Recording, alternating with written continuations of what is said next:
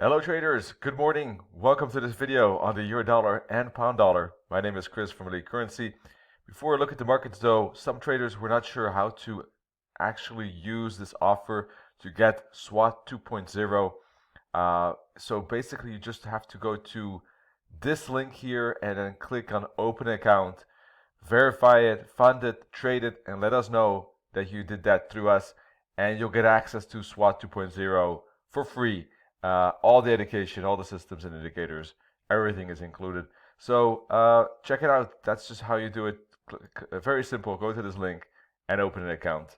And I wanted to let you know because some traders were wondering how to use this promotion or gain access to it.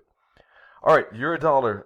Basically, I was wrong in the sense that I thought there was a slight more chance of a bearish retracement. That did not happen. We had a breakout, in fact, and I would say that later on Monday, this candle already worried me because it engulfed the bearish candle before that. But certainly, of course, the next candle breaking above these levels. So those two candles already indicating that the odds are shifting to an upside break, in my view, in live trading.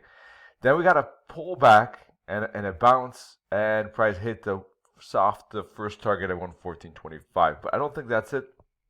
I think with this particular bullish breakout right in here, price is probably ready for an uptrend at this moment. I would estimate, and I think we should see a continuation to 115. Also on the daily chart, we see the daily candle breakout and close above that zone. Now there is a little bit of a top, so it's not a done deal either. If there is any strong bearish fall, it would have to break, in my view, below yesterday's low at 113.25. If it does break below that, and I mean even better if it closes below that, well then we might see a correction that I talked about on Monday, which is this, and price retesting the previous bottoms here at 11.75. So in that case, a break below 113.25 could see a move down to 111.75, which in turn, plus minus this area, should be a bouncing spot back up, and we might be finishing this kind of three-wave correction like that. Okay, all in all for consolidation, and we have up, so eventually we would expect up again like that. Certainly as long as price stays above 111 area in the 144 EMA, in the long term, on this daily chart at least, it remains in the bullish territory.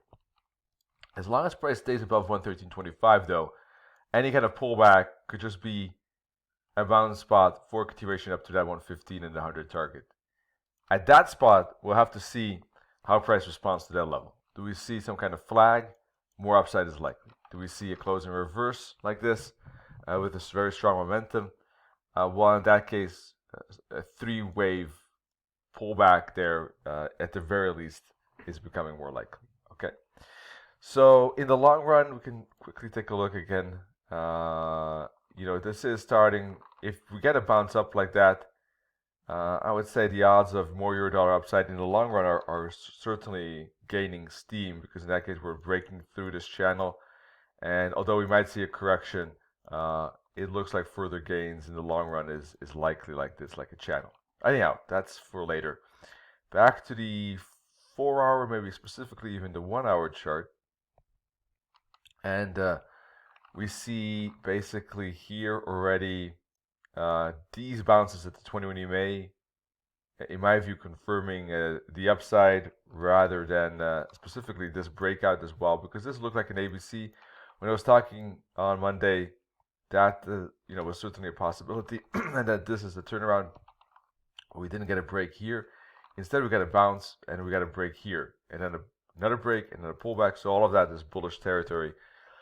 And that is something that I explained in the SWAT 2.0 course as well, how to use these moving averages to understand that. We needed some kind of reaction here, and then a break below this support at 144 EMA for that bearish reversal. Now, price is bullish. We're getting some retracement. I don't know what type of retracement this will be, but if we get some strong 1-hour candle, there might be an immediate follow through to the 115. If we get small candles like that, we might see one more leg lower to test the previous top, but all of this is now support. So I would expect to bounce in this zone, and bullish engulfing twins in that area, I think, in my view, would be interesting to trade for the upside. All right, pound USD, we did get that bearish reaction. This actually was accurate. Here I was talking about a bigger retracement down to 125, 124.50. That was spot on. It went down to 124.80 and used that area and the 144 area as a bounce as well. I said in that 125 area, we need to see how price responds, whether price will retrace further or whether we're going to have a bounce and uptrend. So in any case, we had on Monday, the pullback that I was talking about and the continuation. Very good momentum right down to 125 after the double top. So that was accurate. Now we had a pretty decent momentum up. So I think this is looking again more bullish. I think that the retracement is behind us. And I think that the odds are, look at this bullish engulfing twins, that the odds are back in the, on the bullish end. The daily chart has a pretty big doji and a pretty big support wick at the bottom here. So buyers stepping in. So it looks to me, although we had a potential head and shoulders pattern, that just created a pullback to retest the 20-way, and I think price is probably headed up now again in a basically mild, maybe uptrend, we could say. And I don't think we're going to see that bearish correction at this moment.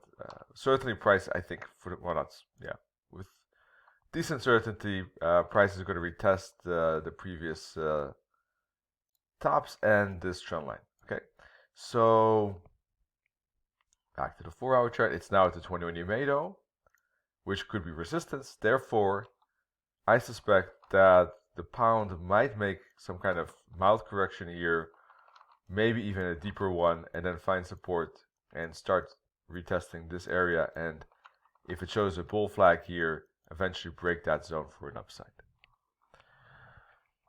All right, so if we get an immediate break, because that could happen too, by the way, I would need to see a push above 125.87 here for immediate push up to 126.25 and 126.50 zone. That could happen.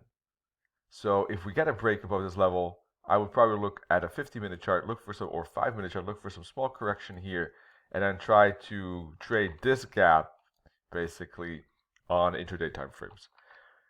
If we get a pullback, then bullish engulfing twins or some bullish candlestick pattern on this time frame for a bounce up, I think makes sense. All of that makes sense as long as price stays below this bottom. If it breaks through the bottom, then we might be in bearish territory, okay? And I would be looking at it certainly different and looking for a move down to 123.50 probably. Any flag in here, I'm looking for a break and a move up to 127.50. All right, so that's how I see the pound USD chart. And that wraps up my 2 cents and my vision for both of these pairs. Once again, a lot of these concepts, how to use moving averages, fibs, fractals, explained in SWAT 2.0, really put all my energy and effort in that last and this year, in fact. So check it out. It's for free, no cost, sponsored by Key2 Markets. And wish you all great trading. See you on Monday. Cheers.